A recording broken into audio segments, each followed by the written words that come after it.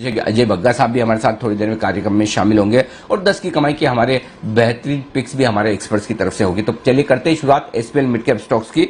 बिगुल के साथ सिमी जी और संदीप जी का स्वागत।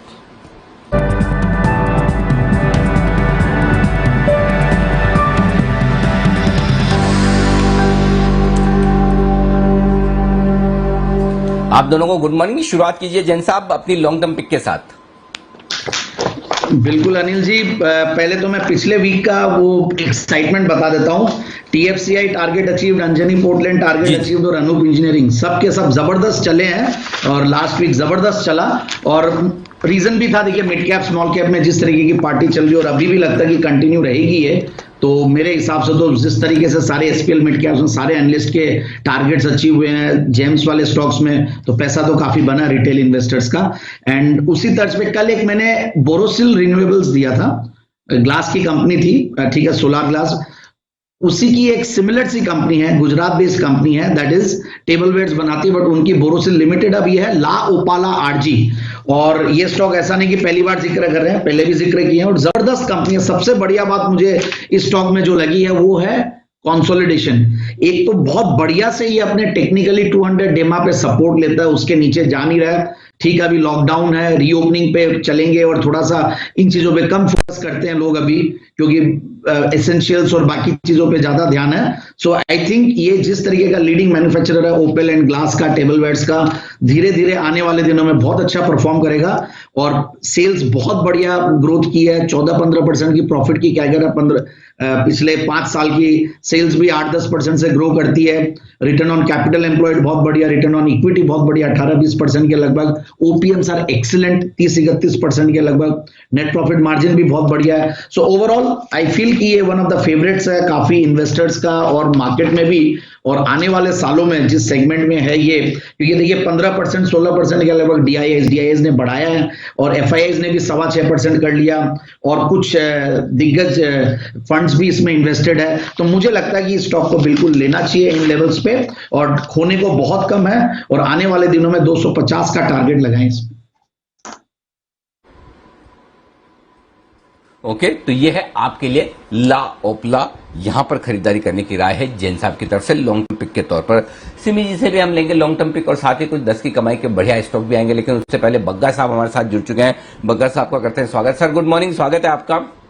ये कुछ दिनों से, पिछले 7-8 दिनों से आपकी बड़ी जरूरत महसूस हो रही थी, क्योंकि हमें ये पता नहीं चल रहा है कि अमेरिकी बाजार करना क्या चाहते हैं, उन्हें ऊपर जाना है नीचे जाना है। वॉलेटाइल बहुत हो रहे हैं दिन के दौरान भी, और गैप से खुलते हैं फिर बंद होते कुछ और हो जाता है, डाउ फ्यूचर्स कुछ और दिखाते हैं, शाम को कुछ और हो जाता है। तो ये हो क्या रहा है अमेरिका में सर? दो चीजें हैं अनिल जी, एक तो विक्स बहुत बड़ा हुआ है, उसका तो वॉलेटिलिटी तो हाई रहेगी, काफी तेजी से बढ़ा है और वो फिर रहता है। लग रहा है कि 1.5-2 महीने ऐसे इस तरह की वॉलेटिलिटी रहेगी। दूसरी बात है जो इनके हेज फंड्स के जो फाइलिंग होती है उनके सेबी के साथ, एसईसी के पास जो वो फाइलिंग करते हैं अपने क्वार्टरली, वो सब निकल के आए, तो उसके कारण एक रोटेशन चालू हुआ है अनिल जी।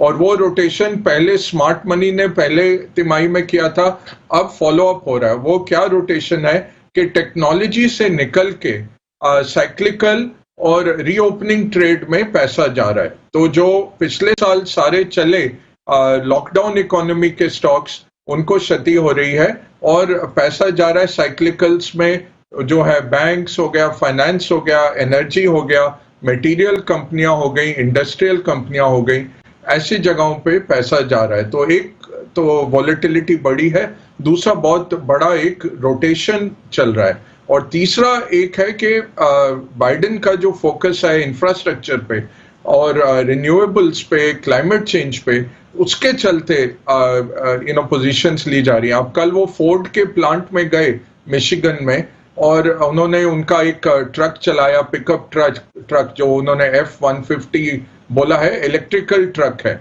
जो आज लॉन्च हो रहा है। अब भारत में कभी आप सोच भी नहीं सकते, कोई वो बेचारे चीफ जस्टिस एक मोटरसाइकिल पे बैठे थे, उनका हालत खराब कर दी थी ट्विटर पे, पिछले चीफ जस्टिस जो थे। तो यहाँ तो ना कैपिटलिस्ट को तो कोई सराहना तो है ही नहीं, बट अगर कोई दूर दूर भी पास जाएगा बोलेंगे देखो इनका क्या है।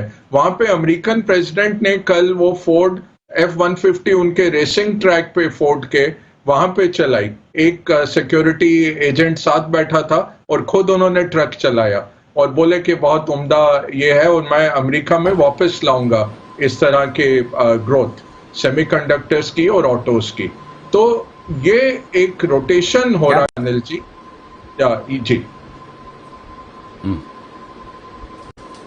जी नहीं, बिल्कुल बिल्कुल सर, बताएं हम तो। मतलब बेसिकली ये है कि थोड़ा फिर से स्टॉक्स जो ओल्ड इकोनॉमी वाले और जो नैस्डैक, ये दोनों अलग अलग डायरेक्शन में चलते रहते हैं, वो डायरेक्शन अभी भी इनका रहने वाला है, इसमें बदलाव नहीं आएगा। जी अनिल जी, और बेसिक क्या है, आज देखिए फेड के मिनट्स आएंगे इन्फ्लेशन पे। इन्फ्लेशन कुछ नहीं आने वाली, 2-3 महीने आपकी रहेगी। पिछले वेडनेसडे को इन्फ्लेशन आने वाली थी, उम्मीद थी 3.6% आएगी, 4.2% आई, बट थर्सडे फ्राइडे को मार्केट उछलने लग गए क्योंकि वहां पे नौकरियां बढ़ नहीं रही हैं। और नौकरियां क्यों नहीं बढ़ रही? लोग घर में बैठ के खा रहे हैं क्योंकि सरकार ने इतना पैसा डाल दिया। लगभग $59,000 पिछले साल लोगों को घर में बैठ के काम ना करने के मिले। $60,000 ले लीजिए, बिना काम किए मिल गए घर पे। तो जो लोअर लेवल जॉब्स हैं, लोग तैयार नहीं है आने को। अब कल देखिए जो हाउसिंग के उनके आंकड़े आए अनिल जी, हाउसिंग उनका 17% बढ़ा है साल दर साल कीमतें। तो कोई भी घर हो आप उसको डाल दीजिए एडवर्टिजमेंट में, जो मुंह मांगी कीमत आपको मिल रही है क्योंकि लोग बेतहाशा घर खरीद रहे हैं। रेट्स बहुत लो हैं और लोगों ने रियलाइज किया कि बड़ा घर चाहिए, सबर्बन में जाना चाहिए। ये सब ट्रेंड्स हैं।